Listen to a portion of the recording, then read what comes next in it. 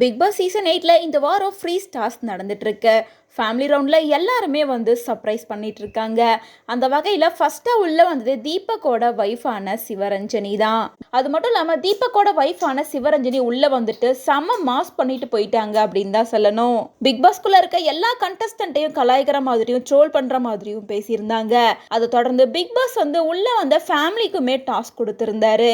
உள்ளே இருக்க கண்டஸ்டன்ட் கிட்ட ஏதாவது முரண்பாடு இருந்தால் அதை நீங்கள் இங்கே சொல்லலாம் அப்படின்ற மாதிரி சொல்லியிருந்தாரு.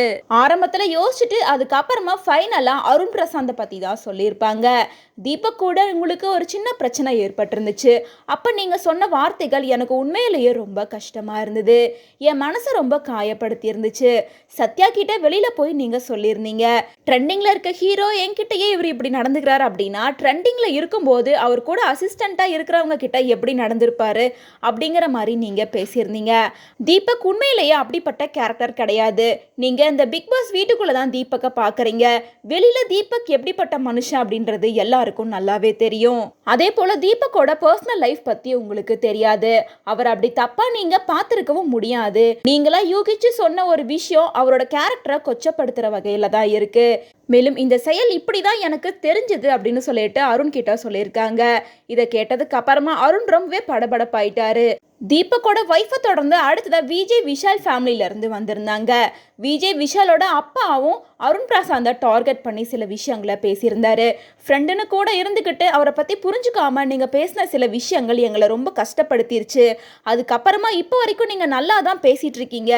ஃப்ரெண்டாக இருந்தால் எந்த இடத்துலையும் விட்டு கொடுக்கக்கூடாது அப்படிங்கிற மாதிரி பேசியிருந்தாரு. தொடர்ந்து வர எல்லாருமே அருண் பிரசாத்தையே அட்டாக் பண்ணி பேசுகிறாங்க அப்படின்னு சொல்லிட்டு ஒரு கட்டத்துக்கு மேலே அருண் தனியாக போயிட்டு ஃபீல் பண்ணிட்டு இருந்தாரு.